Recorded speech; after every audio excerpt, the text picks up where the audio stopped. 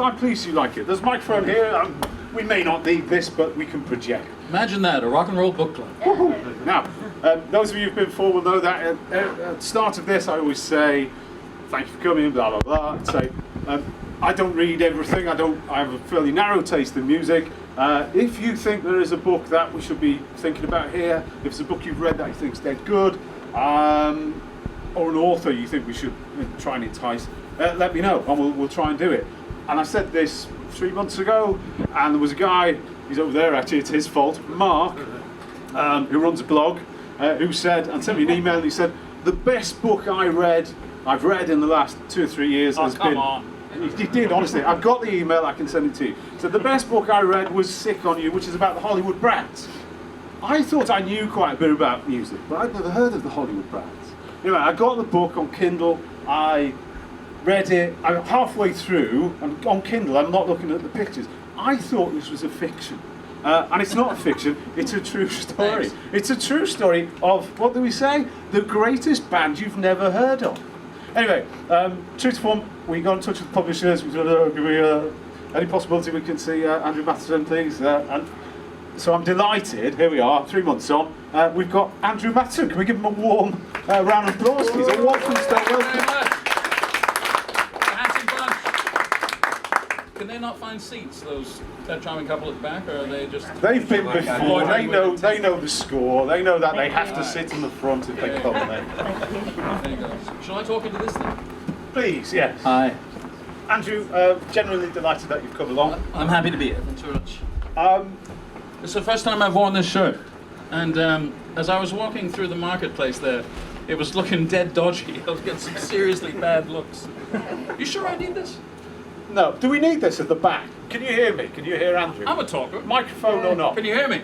Oh, sorry. Our cameraman. Yeah. We are going to try and record this, film this. Our cameraman is saying, use the mic. Sorry about that, Rubens. Rubens has come all the way from Brazil. Yeah. Missing the Olympic Home of the Games. nuts. Right. Okay. We'll start. Andrew. This is my best side, Ruben. You're shooting this side. That's your best side. It is, man. I'm going to ask Andrew if you... No, I'm only kidding. Andrew, you look lovely from this side. This is going to be a challenge. I'm going to ask Andrew a few questions. Touchy guy. And I'm going to ask Andrew to read a couple of selected pieces from the book. And then at the end, in about 40 minutes time, I'll invite you all to ask questions. Can I just ask... and then we're going for a drink, apparently, to some pub near him, right? Yeah, that's important. If anyone wants to go to the Checkers after, I'm pleased you mentioned it. Yeah. Drinks are on us, on me, tonight, okay? Woo. All right, so please come and join us. Now, You see not Mark yours, dressed up for the evening, did not you yours, notice? his. Right, so... Sorry, fire away. I'll pay attention. I don't think he is going to pay attention. I will. This is the book, Sick on You. I love you as an audience. You're really good. I'm really glad that you come and support these things. I'm genuinely impressed. But you are sometimes a little bit crap at buying these things, right?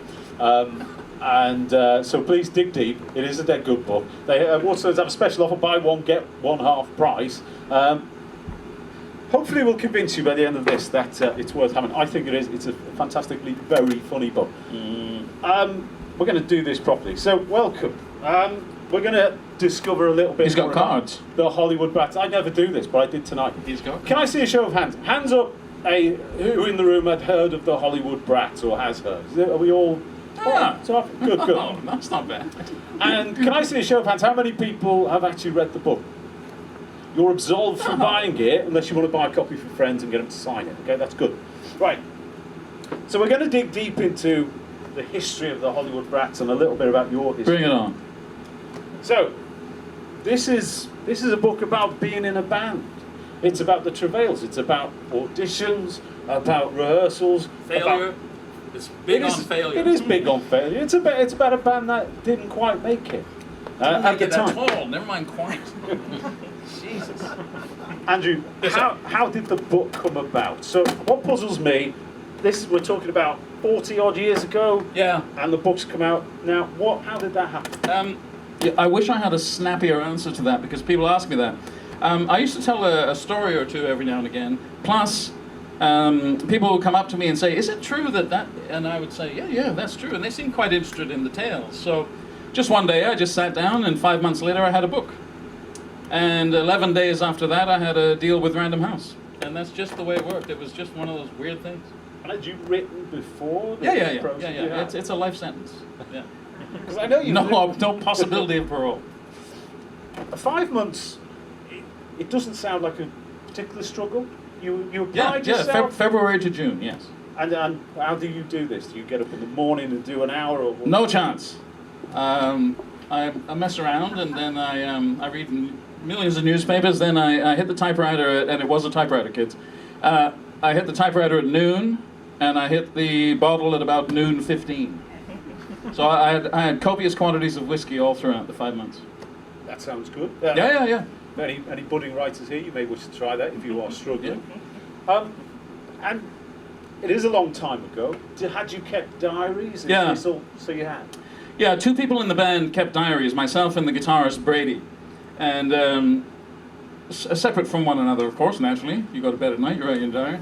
And but it was brilliant for cross-checking what particular day and what happened, etc., right to the minute. And also, we had this insanely narcissistic habit or something of we had cassette machines, so we tape everything all day long. We walk around with tapes running. And so I was able to quote verbatim dialogue. So it's not made up. Those things that were said were said. We had tapes running all the time. I know it sounds absolutely stupid to me now, but it was a great resource from which to work. Now tell us a little bit about you. You were born here, but then... I was kidnapped at a young age and taken to a mining town in northern Ontario. And it was grim, folks, grim. And I had sort of my initial teens in northern Ontario.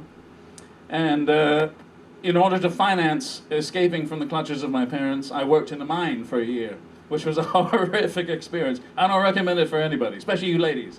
It was really, really awful and grim. And I was dead skinny as well, and I didn't weigh anything.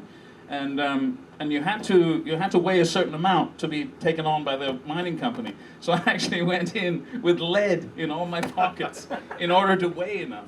But anyway, yeah, that's what financed me coming back here.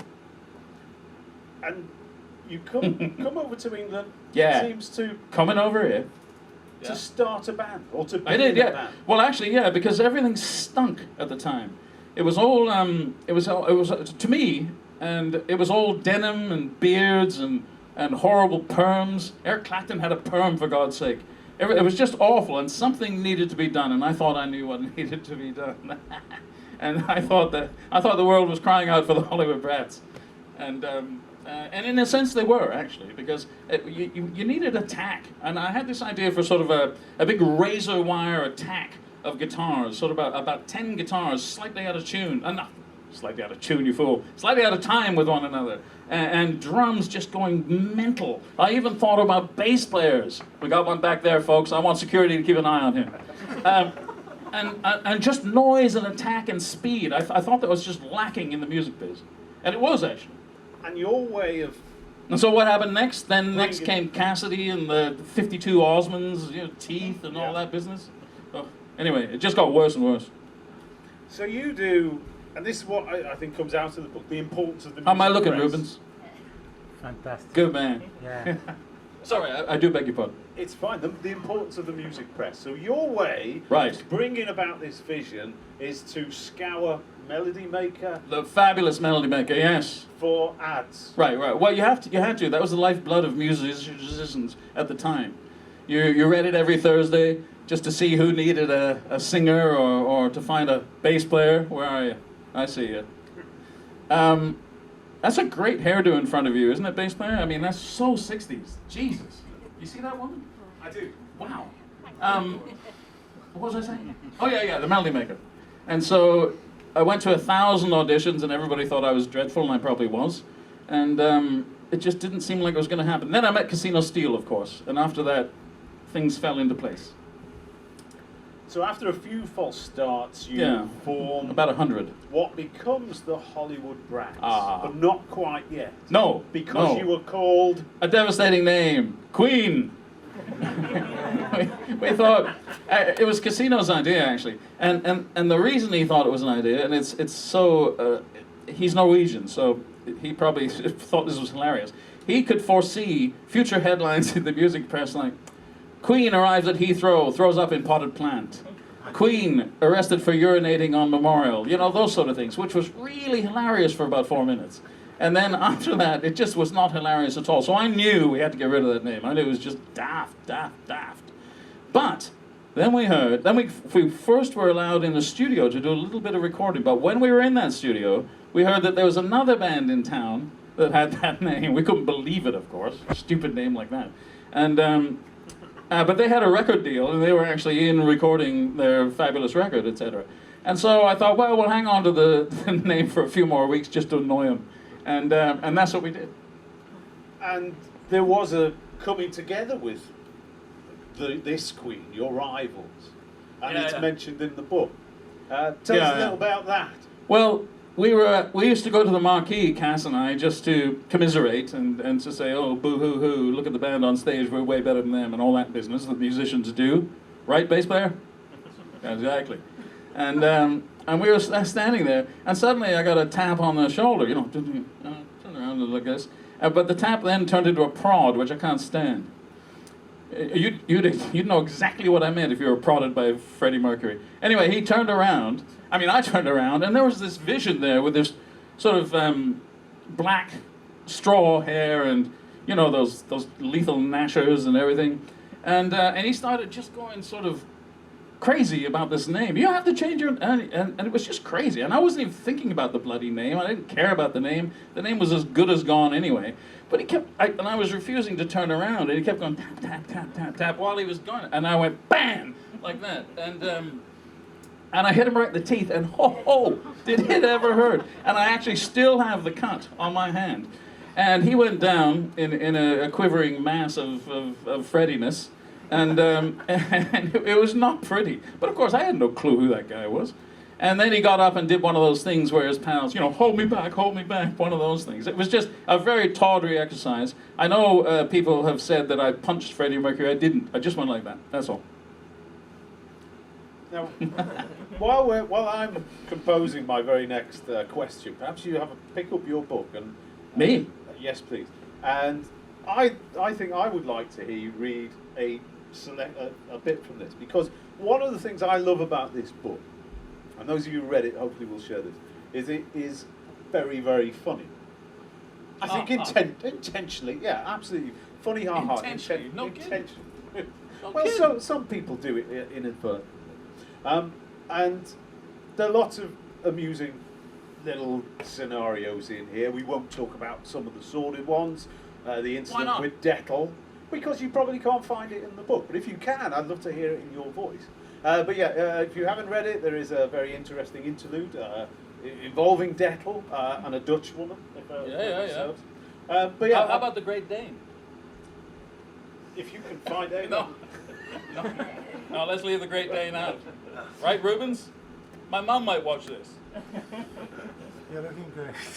So the Hollywood Brats are formed. So I think we should talk a little bit about Casino Steel. Yeah. One of your partners in. Yeah. Tell us who's in the band. So the Hollywood Brats, the archetypal Hollywood Brats are me, Casino Steel on keyboards, Lou Sparks on drums, Brady on guitar, absolute complete nutter on guitar, and our bass players.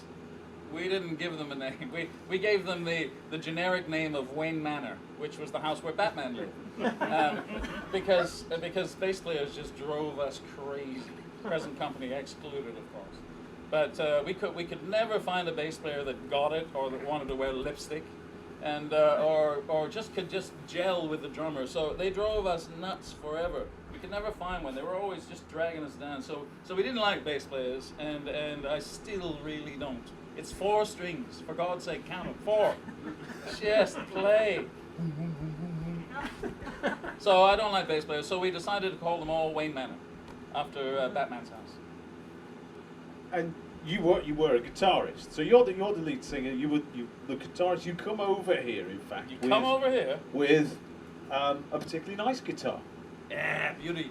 which was a... It was a Vox teardrop, the kind like Brian Jones used to play. I know lots of you don't know what a Vox teardrop is, but it was an absolute beauty. And I worked down the mine to afford it. It cost me $262, which was a lot of money for a skinny miner. And and so I brought that over here, and I swore never to part with it ever. And if any of you are musicians out there, I'm not counting the bass player, of course, then you know that you swear never to part with a guitar.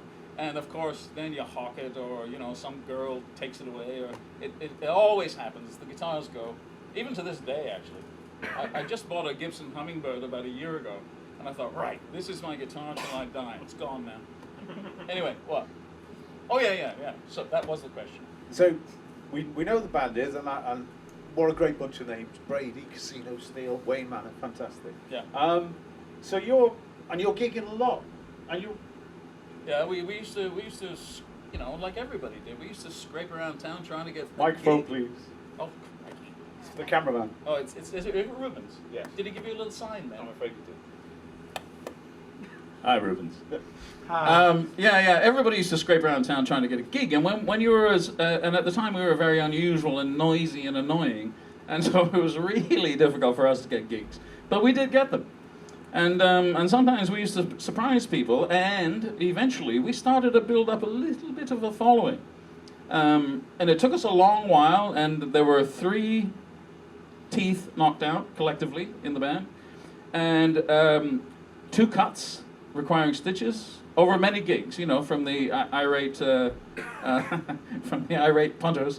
But gradually we began to get a little following, and we noticed them following us around town, which was very, very gratifying, and they were great, and they started to copy us and look like us, and it was very, very nice. And we ended up, after many, many failures, at the Café des Artistes, which is where?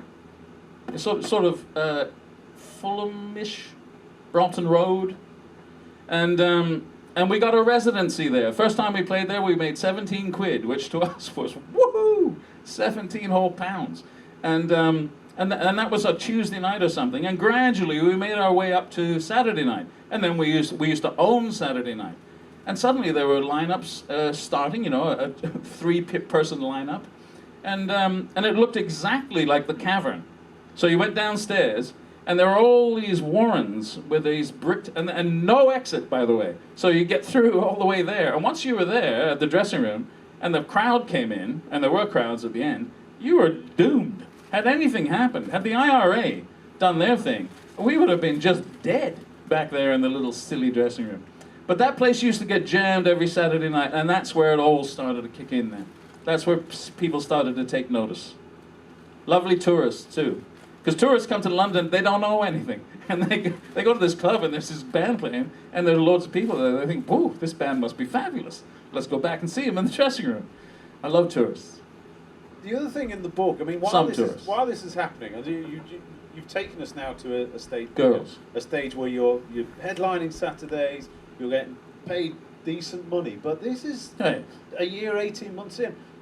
This is a book about squalor. Yes. And hardship. Rats and no food. Rice. One of the fantastic things about Kindle is you can do a quick search. Thievery.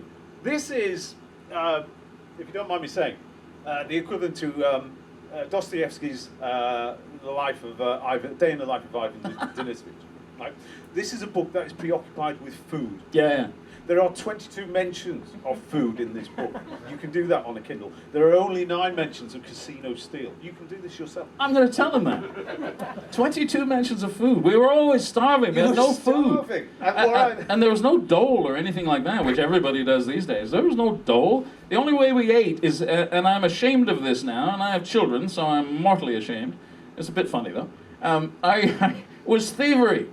And we just had, I actually had the knack for shoplifting, so I was the one who fed the family, as it were. And I used to wear this big, huge, fake fur coat in July and August, going around town like a Yeti, or a Sasquatch, and going in these little shops, people just trying to make a living. And Lou is up front distracting the shopkeep, and I'm back sticking bacon down my trousers. You know, it was just, it's awful. It's awful to think of now. I'm not afraid, I'm not proud of it, kids, and don't try this at home. And yet, despite this, there are still episodes. You hear that, Mum?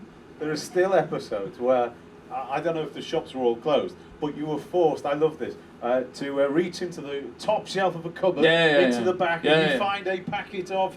It was this horrible stuffing. You know, instant stuffing. But we hadn't eaten in 3 days. And so we looked at it, and it was green. And it looked really like rat poison. So we really were we thought it was a bit dodgy. But Lou, who was the chef in the band, cooked it up, and it was horrible. It was sort of like wallpaper paste. But we ate it all, and that was lovely. You remember that, do you? I don't know why it stuck out. Was that one of the 22? Possibly. Jesus. Possibly. There are, I say, 21 others. One of the things that struck me, and as I was reading it, and I apologise for the poor lack of imagination in this, but it reminded me of With Null and I, the movie. Do you know that movie? Oh, I do, yeah. Yeah. That's a good film, actually. It's a fabulous film. It's very funny, but and I won't tell you what the film is, but the way Andrew is, and as you can see, a dapper gentleman, just brought that to mind. And the book is very filmic. And one of the I was going to ask a question at the end. Ahead. I mean, has anyone read this? Have they come to you and said, this is a movie? Many people, and it is going to be a film. The deal is on the table. I can't talk about it, of course. No. But the deal is on the table. It is going to happen. I think all of us in the room, if we have read the book, we have be pretty excited about that. Of course, what will happen? They will screw it up immensely. They will. It will be shit. There's never been one good music film ever made. Has there? Anybody know? One. Name it. La Bamba? Slade in Flame. 24 Hour Party. Slade in Flame? Jesus. 5 marks for being funny. Yes? Nashville. Altman? Yeah. Is that really a music film? Yeah, it's about the opera, isn't it? Yeah, sort of. Well, with our hey, listen, 2 good answers, though. Very good. Really good answers. I tell you, Walthamstow, our audience... Better than La Bamba, anyway. What? Our audience is erudite, and as you can see, very clever and funny. Yeah. It's good. If we set our expectations low enough, maybe the movie will be. Let's hope it gets made, and let's hope it all blows its way. But it's a wonderful book. It is very funny. It's filmic. I say some of the characters, and we're going to talk a little bit about the next stage, so the managers and the record right. making it. Yeah. And some of the characters are almost Dickensian. Again, this is my lack of imagination. When I think of Slats Silverstein. He was manager number 2. Was he not? Yes, he was. Manager number 2. What a shady character. Tell us about your experience with managers. Now, you have an ideal manager in mind, and that manager is... The greatest manager in the history of rock and roll, Andrew Loog Oldham, managed the Rolling Stones when he was 18 years old. Imagine that. 18, and he's managing the Rolling Stones. Not only managing them, but turning them into the Rolling Stones. You know, Bill peeing against the garage turns into front page news because of Oldham. You know, and he came up with the, would you let your sister marry a Rolling Stone or date a Rolling Stone? All of those things which seem pretty tame now, but he made the Rolling Stones. Plus, he looked fantastic. Fantastic clothes, fantastic car, dodgy hair, but he did his best. And so we loved Andrew Oldham. We were just looking for another Andrew Oldham. And you find...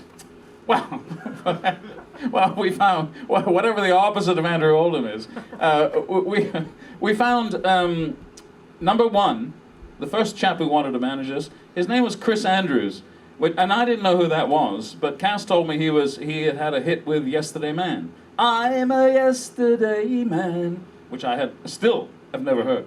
But he also wrote the fabulous Girl Don't Come by Sandy Shaw, which is a fantastically good song. And so I thought, well, okay, this guy knows what he's doing. And he was our first manager. But we absolutely, we almost ruined his reputation in town.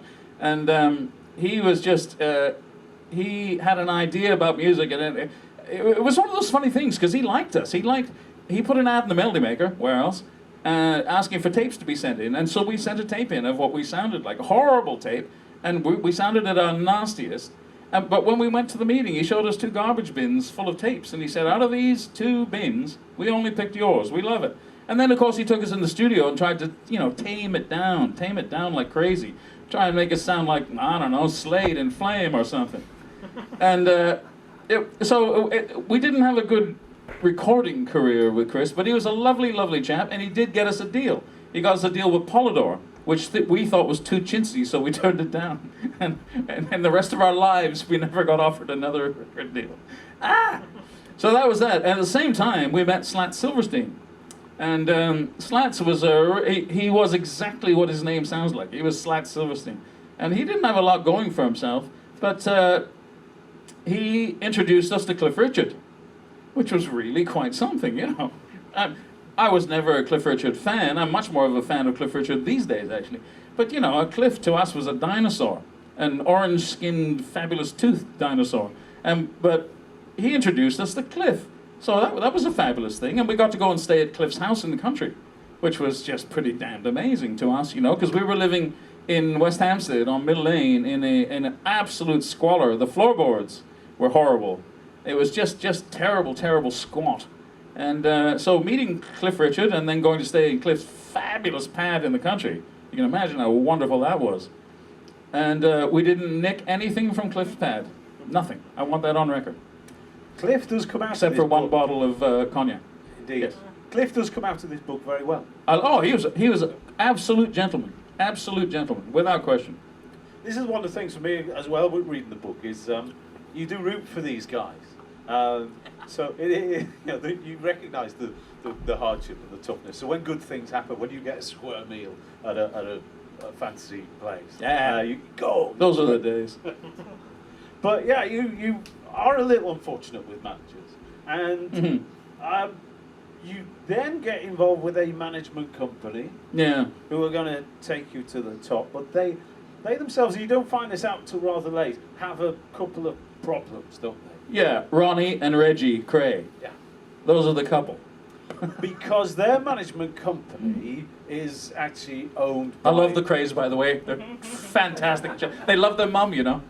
Actually, Cray fact, after this... Cray fact? Yeah, Oh. after this we're going to go to the Checkers pub. Uh-oh. Which is close by. The Checkers, the Crays used to frequent the Checkers. Bloody hell. And in fact, after they killed, it wasn't Jack the Hat, who's the other one? Cornell. George Connell. Woohoo! They came to the Leader. Checkers. They came to the Checkers. Did they really? So we're going to walk in those footsteps. So we're remembering them Wow. tonight, Ronnie and Reggie. But yeah, Love the Crays. So the business Yeah. actually don't want anything to do with the Crays, do they? No. The record They industry. no, they did not. And we signed to a company that was. Are you running there, Rubens? Yeah, damn it. We signed to a company You can that. edit it. Yeah, sure. Juicy stuff like this? Are you mad? We signed to a company that. The chap who actually saw us from the company, the front man, was fabulous. He looked like James Dean, but with better hair. So when a manager shows up like that, I sit up in my seat and take notice. He looked fantastic. And what was he? I'll tell you what, he was Andrew Oldham's right-hand man at Immediate Records. So I was just starry-eyed and laughing at that point. He was a good man. Bad manager, but a good man. But he really knocked us out. I mean, Christ, Immediate Records, the Small Faces, etc., etc. Is this Ken Mewis? It is Ken Mewis. Lovely guy. And you had to be there. But he had been hired by this company to front their record wing of their enterprise. And this company was about as dodgy as it could get. And we didn't know that at the time, though. They offered us a recording contract, so, you know, our hands were just shaking, ready to sign the papers. And that was fine. They got us a fabulous pad in Fulham, and a TV, and a phone, and all a bath. It was all just pretty amazing stuff for us. But they were not really interested in making records and selling records. So they did get us in the studio, though. They got us in fabulous Olympic Studios, the best studio in the world, which is where we recorded our album. So that was a wonderful thing, and I have no complaints about that. But Private Eye, for instance, Private Eye, the fabulous Private Eye, called them criminals, you know, which is just really dodgy for when you're trying to get a record deal. You know, your company is criminals. So it just did not work out at all for us. Now, you mentioned Olympic Studios, and when you're in Olympic, actually in the Great rooms studio. next door, you've got David Bowie. Bowie, the Eagles, And Donovan. What's Bowie recording next door? He's recording the last great riff. What was it? Rebel, rebel. Yeah, that fantastic riff. I used to walk by the door and I'd hear that riff coming out of that studio and I thought, fucking hell. Now there's a riff. I haven't heard a good riff in years. There's a good riff. And he let us, a couple of us, come in and listen. He was absolute gentleman, by the way. And he looked sane too, you know. But he was an absolute friendly chap, and he wanted to come into our studio, so he came in and listened to our stuff, and he was so complimentary and lovely. Nothing but nice things to say about him. A really nice chap. And So sad that he's departed this mortal coil this year. Indeed, we feel that passing here in Walthamstow. But in the studio next door is another band from the United States. The Eagles. Everything I hated. Denim.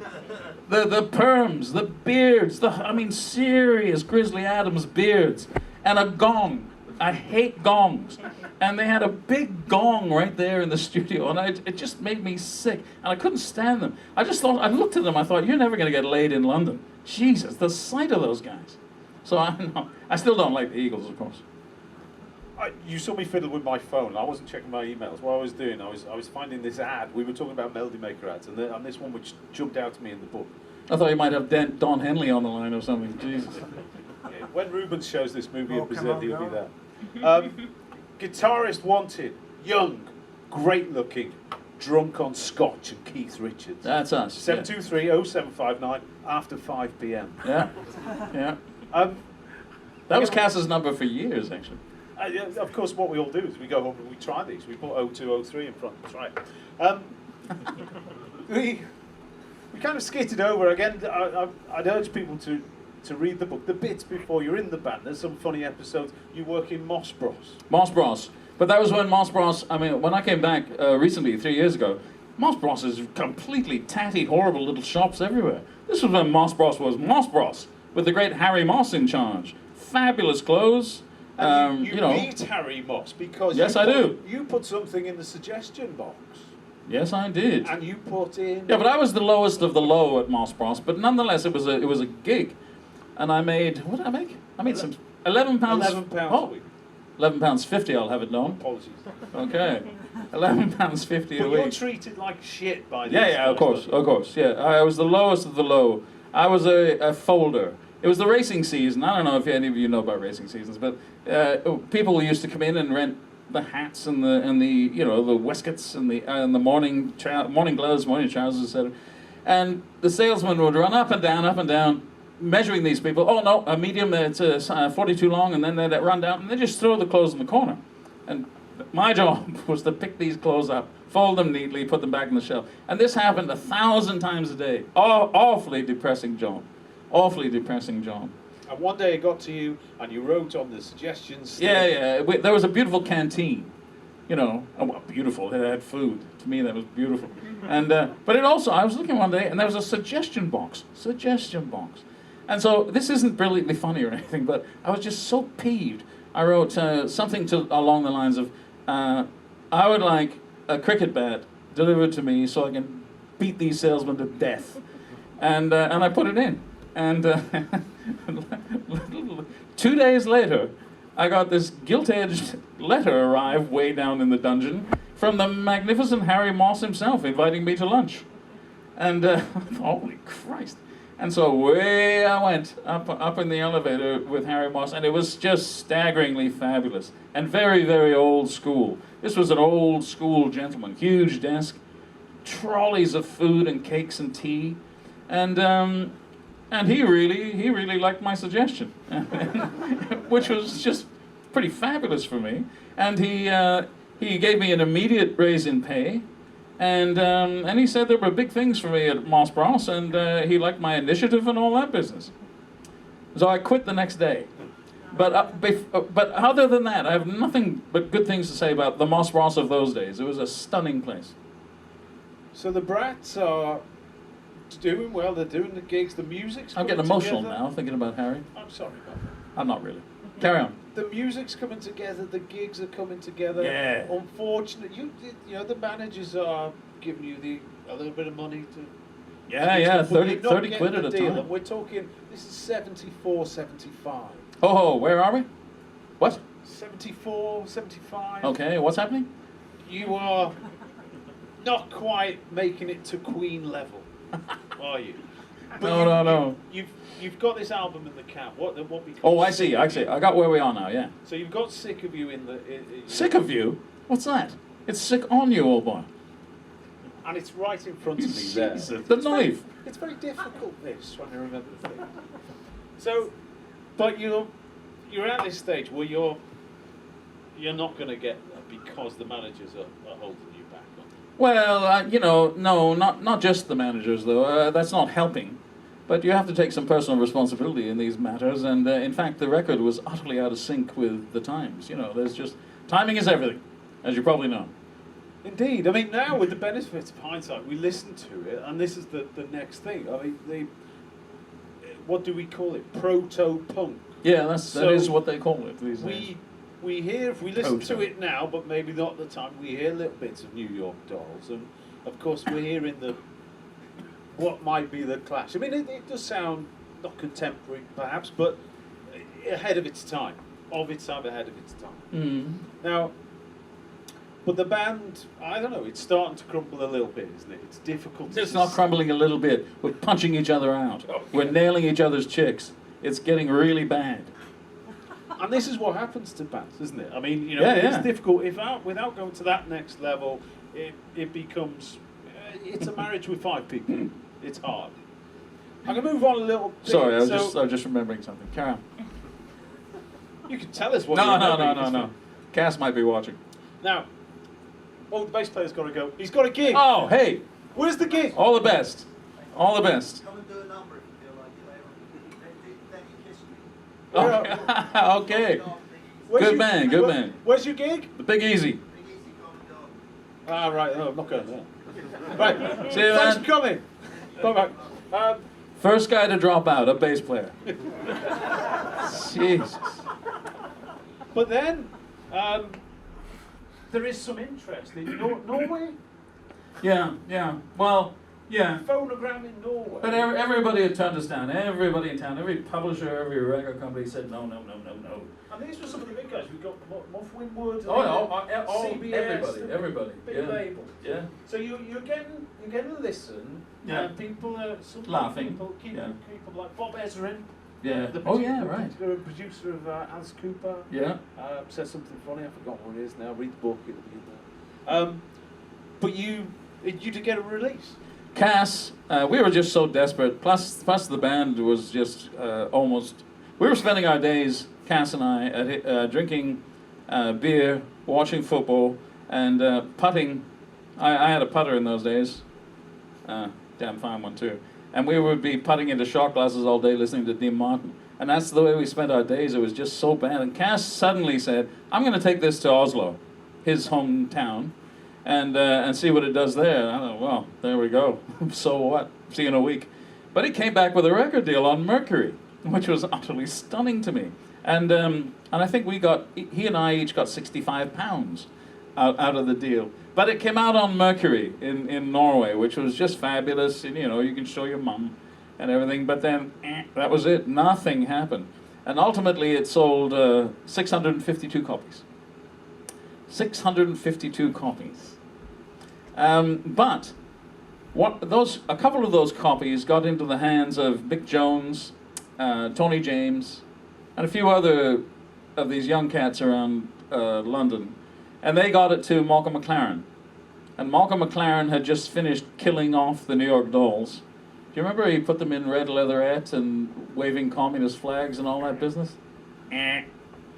What a career move that was. Anyway, so he came looking for the Hollywood Brats, who he had heard on record. And we met Malcolm, and a very slithery kind of chap, who I completely underestimated. And but it's easy to underestimate a chap when he won't look you in the eye, It's like, when someone is talking to you and they're looking at your forehead, like that? It's so weird, isn't it? You know what I mean? When he won't look at you in the bloody eyes. So, anyway, him and his missus, the lovely and terrifying, what's her name? Yeah, Vivian. Yeah. She took an instant dislike to me and always pulled out a big long hat pin when she was talking to me. And stood there like this. She terrified me. But Malcolm McLaren had this brilliant idea of he thought the future was Sick on You, the song, and T-shirts. And he tried to explain that to me, and I just thought he was a raving lunatic. Sick on You and T-shirts, and so and by the way, I was heartsick then. The Brats had died, and my stomach was no longer in it. So I basically said no, thank you, and we left Malcolm McLaren there. But it did get into his hands and into the hands of Mick Jones and a few other chaps. So that was good, I guess. And in the book, and Yeah. I take everything in the book as it really happened. But you What are you suggesting? you were attending the audition. It did really happen. I mean, I didn't say. I think on Come record, on. we'll see. You'll see that. Plug me into a polygraph I immediately. said it really happened. But in the book, you are at the very early rehearsals of the Clash or the Pistols, aren't you? No, not the Clash. The Pistols, though. But you're not a big fan, actually. You describe them. This is what I found difficult, actually, because and maybe it's just 6 months on when they're a little bit full of themselves. But you describe them as trainee accountants, I think, or I can't remember the. Yeah, well, no, actually, this is just when you first clap eyes on them. We came in to meet Malcolm in Denmark Street, and the Pistols were sitting there, and they were looking at us like this. I mean, we had swastikas on and all kinds of other nonsense. And they really just looked to me like bank tellers. They really did. I never even gave them a second glance. And went up the stairs to talk to Malcolm.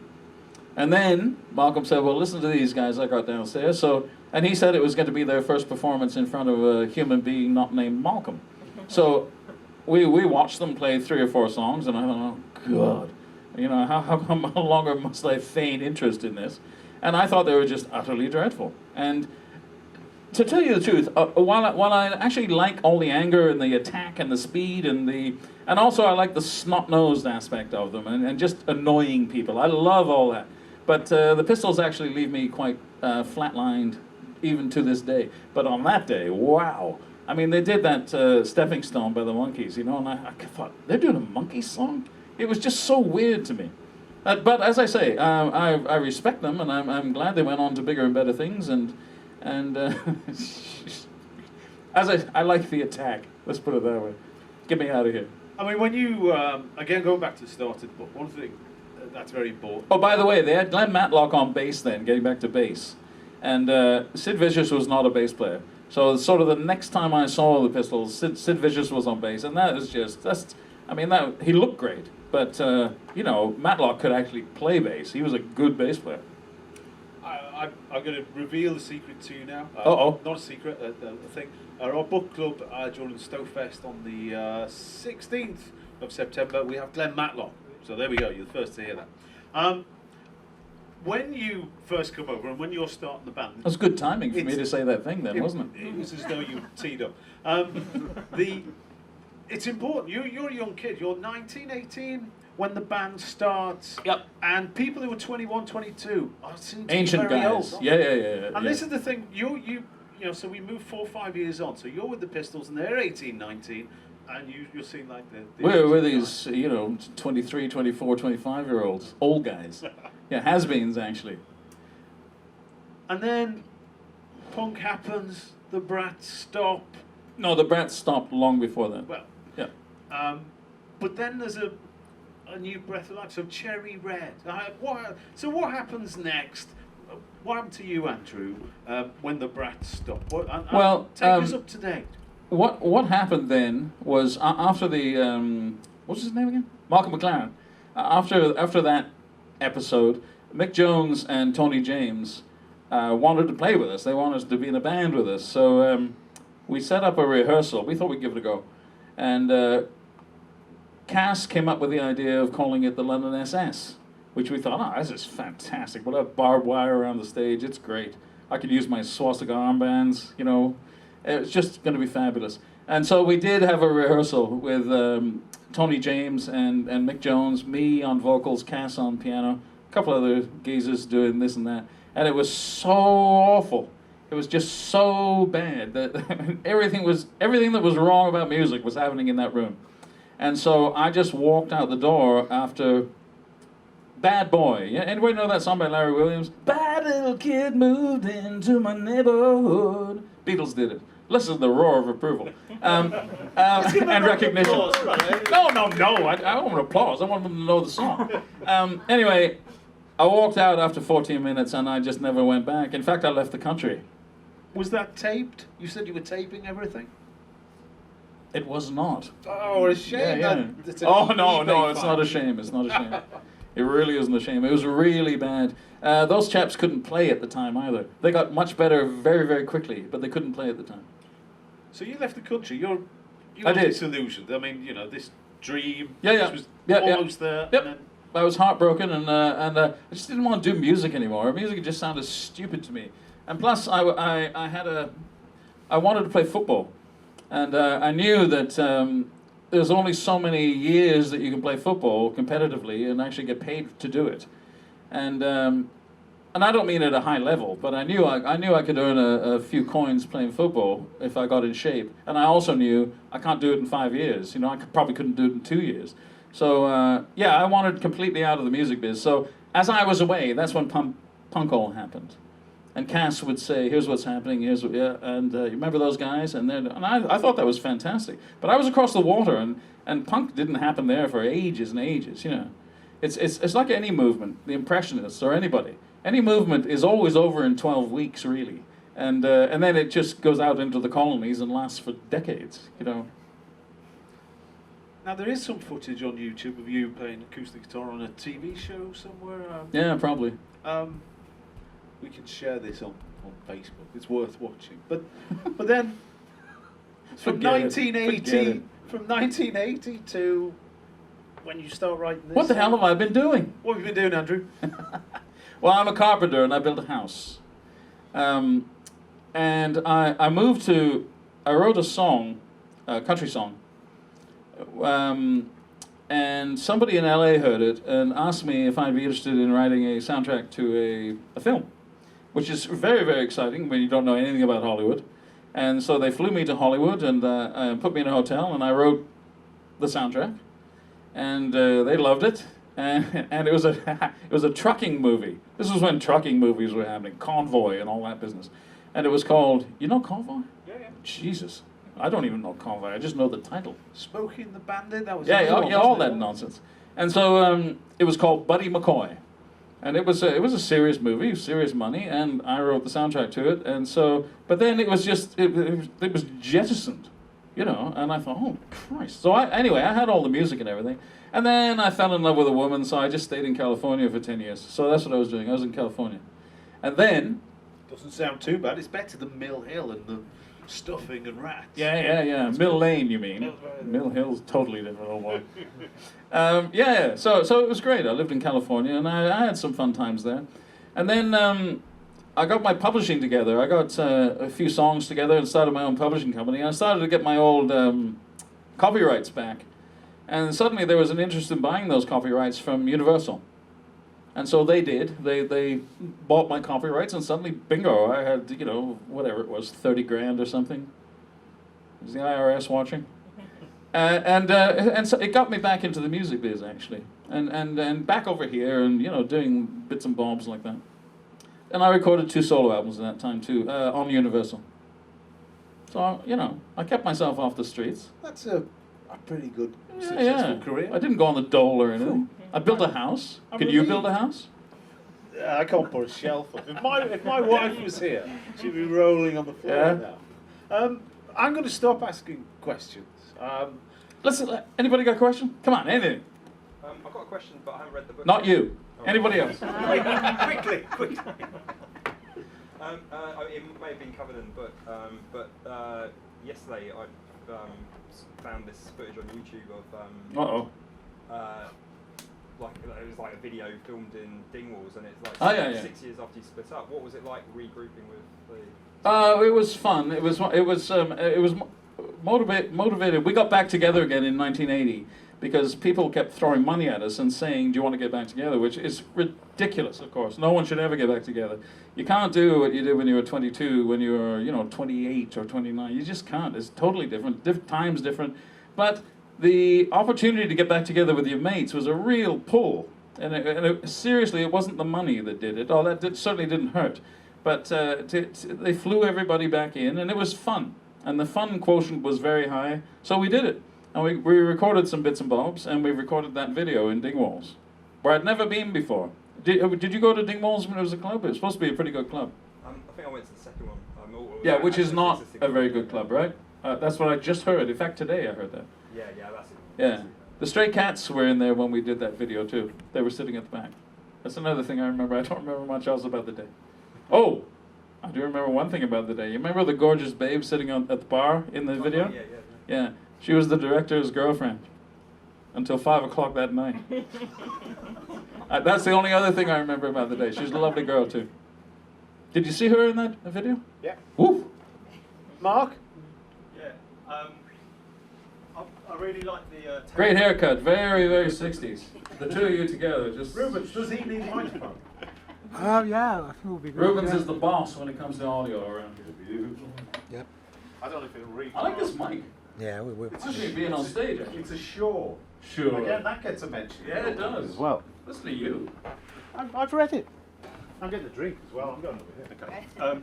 Yeah. Yeah, I really liked the beginning bit where you got the template about what a band Right. should be, about like having the right hair and what the people should be doing and what the singer should be doing. All this stuff. Exactly. It was a You have to have brilliant hair. thing. Sorry. Yeah, and that sort of followed through with all the thing about the Hollywood Brats. I like the kind of style and the kind of swagger, and it was a kind of as much of importance as the music, I think. Oh, without question. Hand that guy a gold star immediately.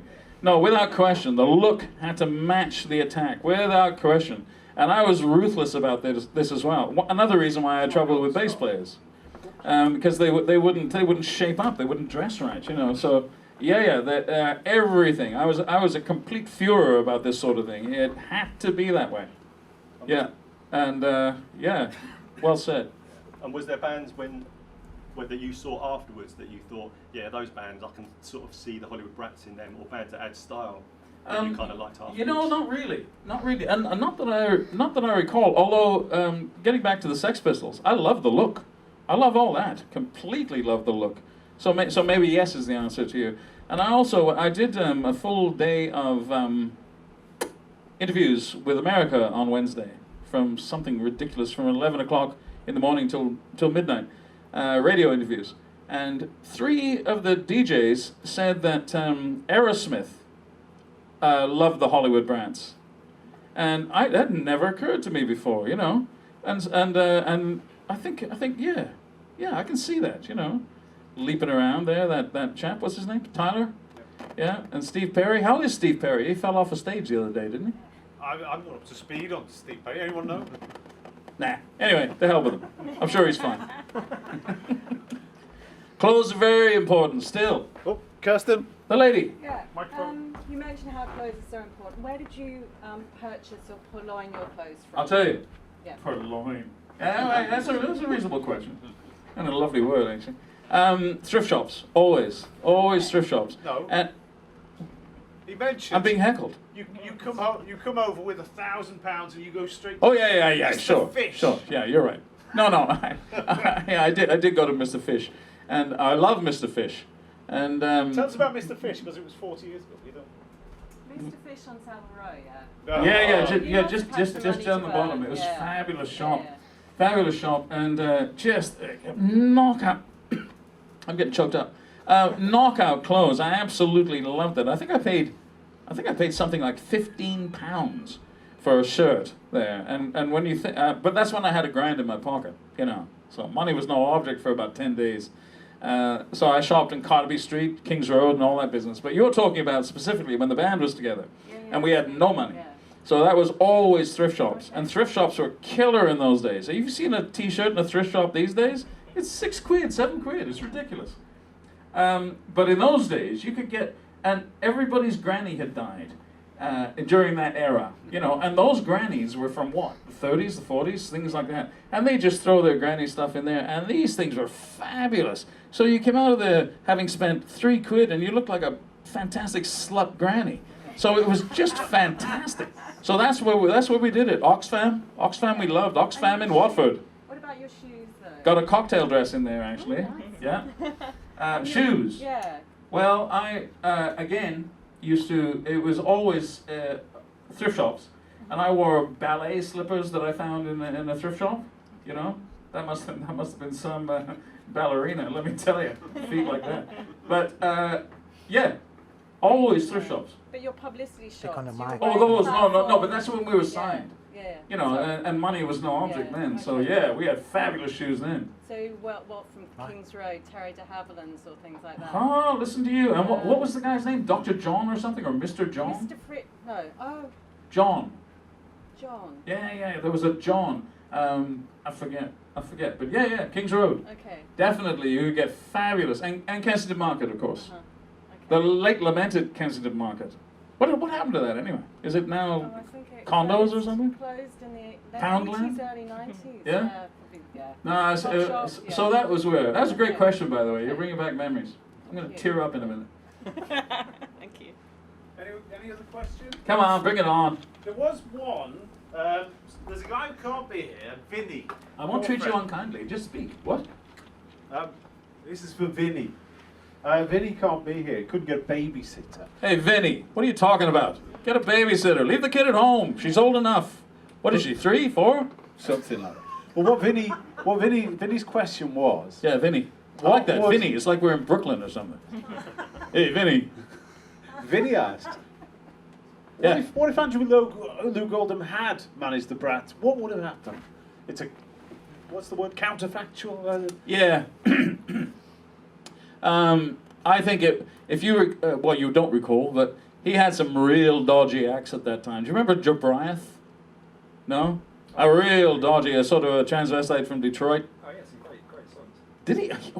Who is this guy? Do we have security? He had some great songs. How the hell do you know Jabriath? Well, mainly through Morrissey, but like, yeah, I love a good fight, and the first album as well.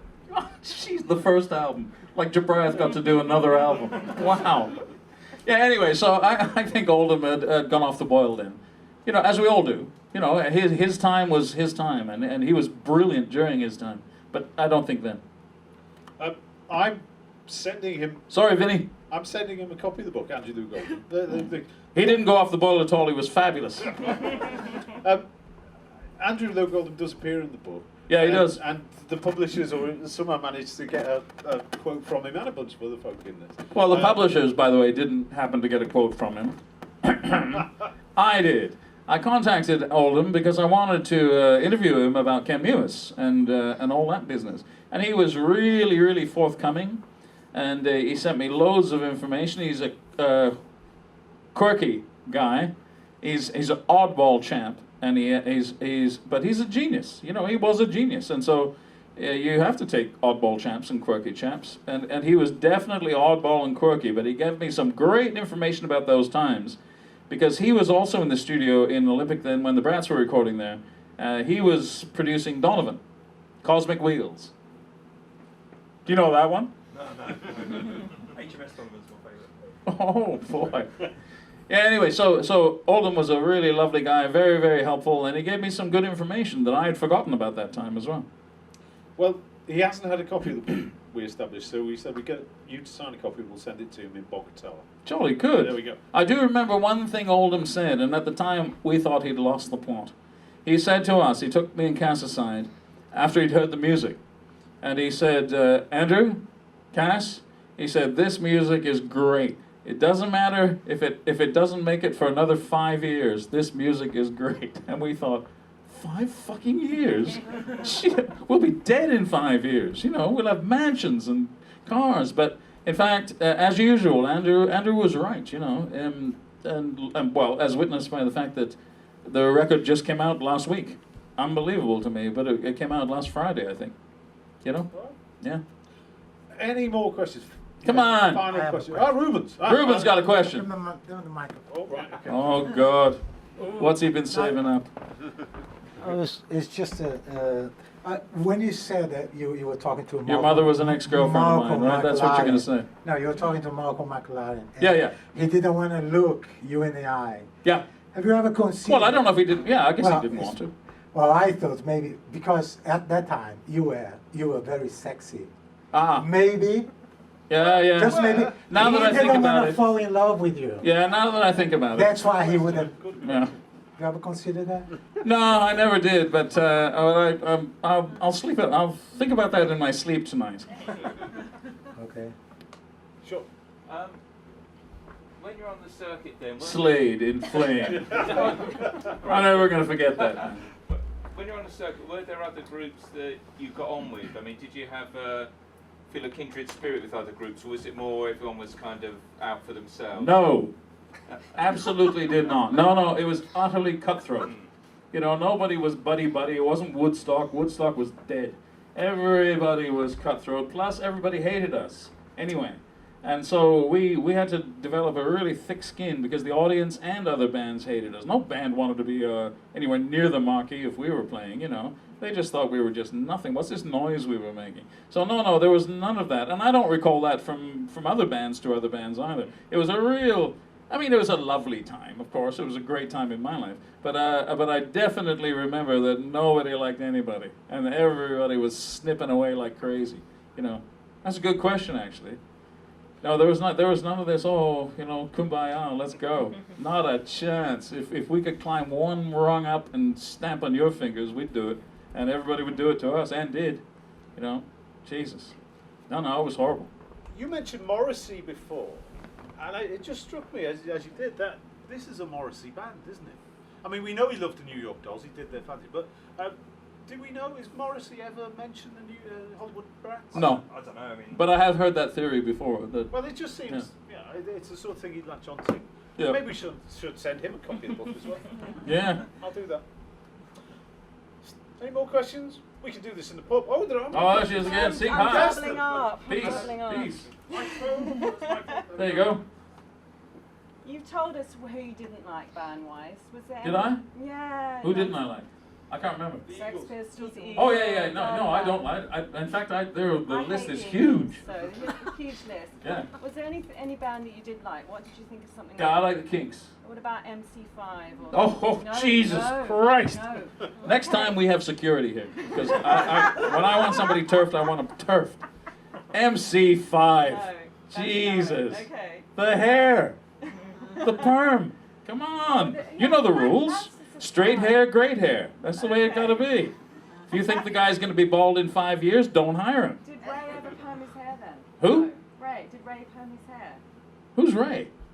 From the Kings. Oh, crikey. I thought there might be a Ray in MC5. What do I know? No. I love the Kinks. Absolutely. Not so much now, of course, you know, now that I'm a grown man, but at the time I was besotted. I thought they were a fantastic band. That's one of the sad bits in the book. MC5. Jesus. When you Who else? Come on, give me another one. when, No, in the book, anyone? when You want out, right? when you Get go, me out of here. you Sorry. go Take to the mic, Conk, the King's Yeah, record yeah. label. Yeah. That's the killer blow. That's a horrible bit in the book. You've got to read it. Sorry, sir, I don't know your name, but you had a question. Sort of answered my question, really. I was going to say, did the Conk Studios experience cloud your judgment on the Kings? Do it again on the microphone. Oh yeah, otherwise Rubens will kill you, man. Yeah, he's close to you.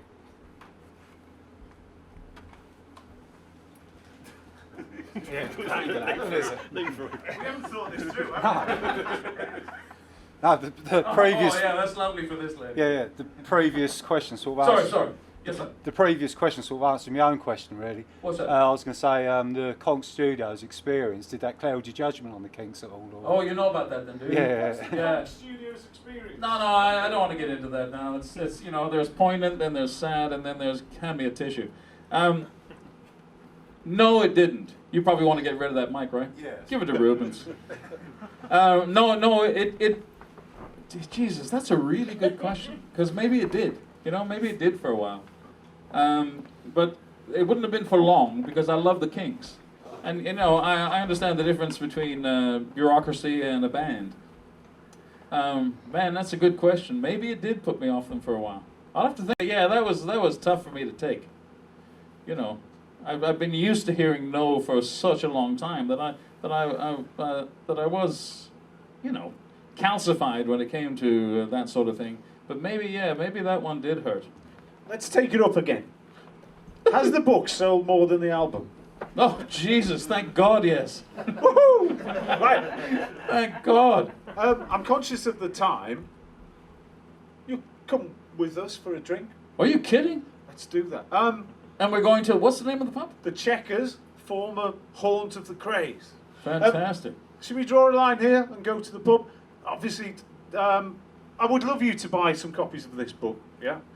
Let's do Andrew with the honour of at least getting him to sign one or two. The deal is grab a book, get him to sign it. Simon downstairs will take your money. And then we can go and have a look at the pictures and laugh at how he looked or whatever. Listen, before we do go, and I hope you all come for a pint, I'm really happy to see you. I've had a real blast tonight. I've never done this before, and this is just a real blast. And thanks for inviting me, and you bunch, especially you with the hair back there, are really knocked out by that. I know you've come in with a guy though, so that's too bad. I didn't stop the director. But it's been really nice seeing you all and having this chat. Sorry? Well, except for Slade Flame there, guys. Let's talk more in a bit. Look, yeah. Let's give Andrew a great big warm. To the pub! Grab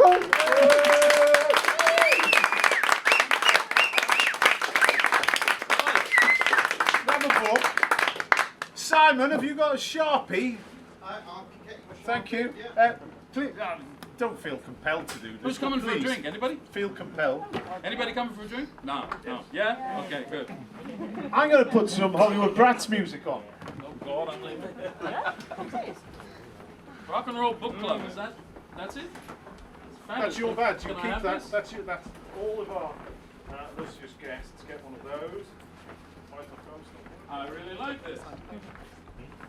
And also, these guys, when they have a badge, it means they get in cheaper next time. We didn't actually charge for this, but when we do, they get in. They get in for cheap. Talking about yourselves. So now I've got a badge, right? Right, you have. Now, Chez Maxims. Listen to the piano on this. Yeah. Yeah. Hey. Here's a pen. Where you going? There's a queue. Oh, People also, here. beg your pardon. I'm wandering off to look at the books.